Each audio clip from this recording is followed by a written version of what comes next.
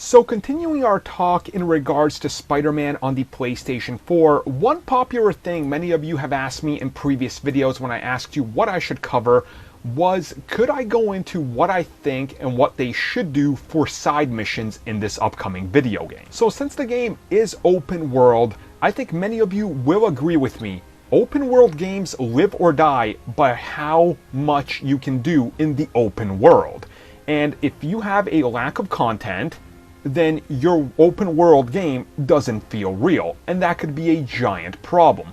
We've seen this with numerous video games this generation and the last generation where you do put together an open world, but the lack of content really takes away from it and kind of just makes it feel cheap. Subsequently, on the other end of that, open world games that give you tons of things to do, that feel like they're living and breathing, make you more likely to stick around, to play it for longer, to go around there, to explore, to do various things. I'm talking about games like Grand Theft Auto when you compare them to the likes of lesser games that are trying to copy them. It just doesn't make sense. As many of you know, my favorite video game of all time is The Witcher 3. That game is loaded with so many different side quests, things to do, and things that take away time from the main mission. You can spend about 300 to 400 hours just doing these without ever touching the main game. And that's something that The Witcher has done really well. On the other side of that, you have other video games with open worlds, like let's say Dragon Age Inquisition, where there's just so many useless fetch quests, and the likes of Mass Effect Andromeda, where it's just useless stuff for being useless, padding out the world that's really not even entertaining to do. You're just doing it mindlessly, which that's terrible, so you don't want that. When it comes to Spider-Man, the character is in New York. New York is one of the most interesting cities I go to every year.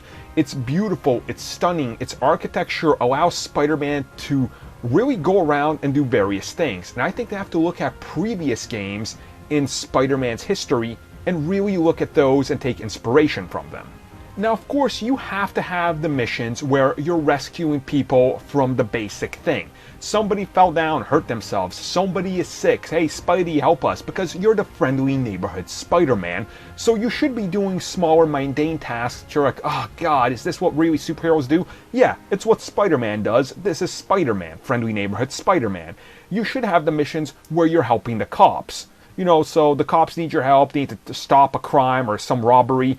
Go ahead, join in on that. There should be variations of that. It shouldn't just be like, oh, it's a small robbery. There should be bigger robberies that are in there, you know, like a whole bank is being taken down or something. And these should almost be sort of like the most recent Lord of the Rings slash not Elder Scrolls, what am I talking about? The Shadow for Middle Earth type of games where they're really going in there and they're kind of having this system where the criminals just kind of evolve and they go with it, and you have like this nemesis system. Go with that type of thing where crimes can just pop up in maybe 100 different locations that you have in the city, and you have a limited time to get there. And if you get there on time, you get a bonus. If you don't get there on time, then maybe you can follow them around and try to figure out where they went, follow a sort of, you know, crime spree that they're on and stop them at their headquarters. Something that's sort of innovative and can evolve with how you're playing the game, I think would be very interesting. Now, of course, I think they should also have maybe minor villains. Like, let's say, for example, use someone like the Iguana or someone, right? Maybe he appears, and maybe he's not central to the story, but he's doing this crime, and you get reports of, like, let's say something's happening in the sewers. And you only have a limited amount of time to check it out. If you don't make it there in time, maybe this mission goes away and you can't do it again, to give us an incentive to check out other missions. Or maybe the crime succeeds and in the background he, you know, gets more powerful and starts to run his own gang or something because you're not taking care of it. It should be a sort of evolving world that you're living in as Spider-Man.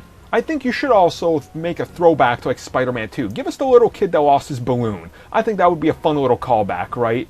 It doesn't have to be every corner, just like you have to do it every 10 minutes, but, you know, just put it like 1 or 2 in there. It's kind of fun and entertaining. And since this is the PlayStation 4 we're talking about, there's plenty of power to really give us a New York that feels alive. I mean, look at GTA 5, right? That's a alive, breathing city. It feels real. You look at what Red Dead Redemption 2 looks like. It looks like a living, breathing city. That's what we need. So focus on giving us missions that feel natural to Spider-Man.